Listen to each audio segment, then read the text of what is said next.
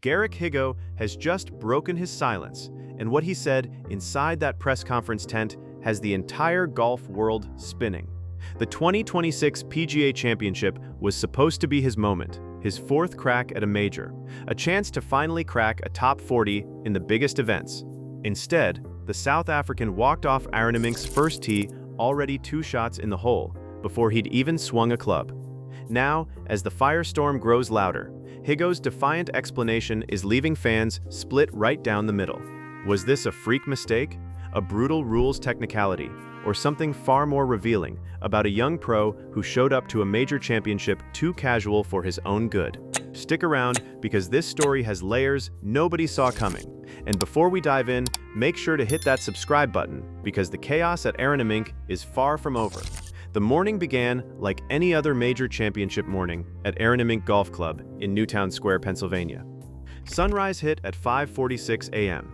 The Pennsylvania air was cold, the dew thick on Donald Ross's pristine fairways, and Garrick Higgo had every reason to be focused. He was set to play the fourth threesome of the day off the first tee, paired with 2003 PGA champion Shawn Mitchell and rising star Michael Brennan, a former Wake Forest standout who'd already tasted PGA Tour victory. Tee time, 7:18 a.m. sharp. His caddy, Wisconsin native Austin Gagard, had arrived long before dawn, dropped Higgo's broomstick putter into his hands, and headed down to the first tee to prep. Higgo strolled to the small practice green just south of the clubhouse, perched 15 feet above the elevated first tee box. He putted, he hung out, he kept warm. Everything looked normal. And then the starter's voice cut through the chilly Philadelphia morning. From Memphis, Tennessee, the 2003 PGA Championship winner, Shawn Mitchell. The first man in Higgo's group had just been called to the tee, and somewhere on that practice green, a sickening realization started to creep in. Higgo wasn't there. From down the hill, his caddy's voice could be heard cutting through the gallery, urgent, almost panicked. Come on, come on, come on. Higgo grabbed his putter, threw on his sweater, and started moving.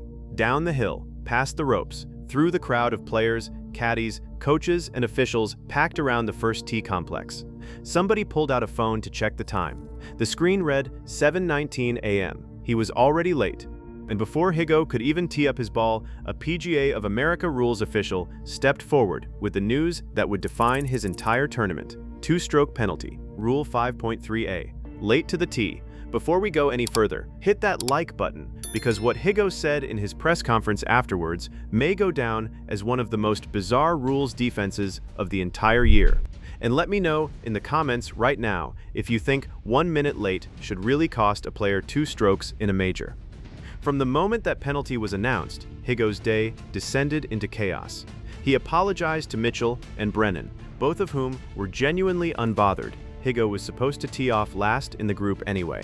They actually tried to argue his case with the official, defending the young South African right there on the first tee. But the PGA of America wasn't budging. The rule is the rule. Under Rule 5.3a, any player arriving up to 5 minutes late to their tee time receives a 2-stroke penalty. Beyond 5 minutes, the punishment escalates to outright disqualification. Higgo had cut it close, painfully close, but the rule book doesn't care about close. He hit his opening tee shot, already 2 shots over par. He made bogey on the first to officially register a double bogey 6. The leaderboard tracker registered his name in red ink before he'd even reached the second fairway. Most players would have folded. Most players would have spiraled. Higgo did the opposite. He grinded. Birdies on the 3rd and 9th holes pulled him back to even par before the turn. He kept stacking quality golf shots, ignoring the cameras, ignoring the whispers.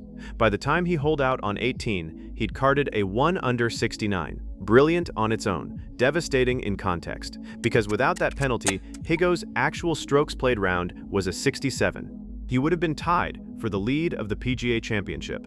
Instead, he sat 2 shots back, knowing one casual decision on a practice green had potentially cost him a major championship before it even began. And let me throw this to you right now. Do you think Higgo can actually recover from this and contend on Sunday?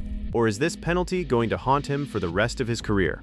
Drop your prediction in the comments below and stay locked in, because what happened in the press conference is where this story really explodes. Higgo walked into the media tent, stood in front of the assembled press and dropped a line that golf Twitter is still arguing about. "I was there on time," Higgo declared, "but the rule is if you're 1 second late, you're late. So if you think about it, I was there on time, if you know what I mean." The room went silent. Reporters glanced at each other. The phrase was instantly clipped and pushed across social media within minutes, dissected and mocked and shared. He doubled down. When asked if he knew he was running late at the moment, his answer became an instant viral classic, a sentence that already belongs in the all-time Yogi Berra Hall of Fame. "No, I wouldn't have been late if I knew I was running late," critics pounced. A Yahoo Sports column led with the question that summed up the entire vibe of his press tent appearance, asking whether the whole debacle reeked of entitlement. And it wasn't just journalists. Higgo himself admitted he then spent roughly 20 minutes after his round arguing his case with PGA of America officials, demanding evidence and clarification before finally conceding the penalty would stand. "I was just trying to get evidence," he explained. "I feel like any of you would have done the same." If you're still watching this far in, you already know the kind of breakdowns this channel delivers, so do me a quick favor and smash that subscribe button so you don't miss the next bombshell coming out of Mink, because believe me, this PGA Championship is just getting started. As the story spread, the criticism intensified. Higgo's own self-description didn't help his case. "If you know me, then you know I am very casual and laid back," he admitted, almost shrugging. "I don't want to be there 10 minutes early. I know that 5 minutes is fine. I thought I had time." 5 minutes is fine at a major championship. Veteran writers and pros across the golf world were stunned. Michael Bamberger of Golf.com pointed out the obvious, uncomfortable truth that Jack Nicklaus, in his entire legendary career, was never late to a tee time, never failed to count his clubs, never signed an incorrect scorecard. Discipline isn't optional at this level. It's the entry fee. Higgo became the first PGA Tour player since David Lipsky in 2019 to receive a tardiness penalty, joining an exclusive and embarrassing club nobody wants to be in, and the timing couldn't have been worse. The 2026 PGA Championship at Mink has already been drowning in controversy. The tree removal debate, brutal pin placements that have players grinding for pars, and Jon Rahm's controversial sprinkler head relief drop on the 10th hole.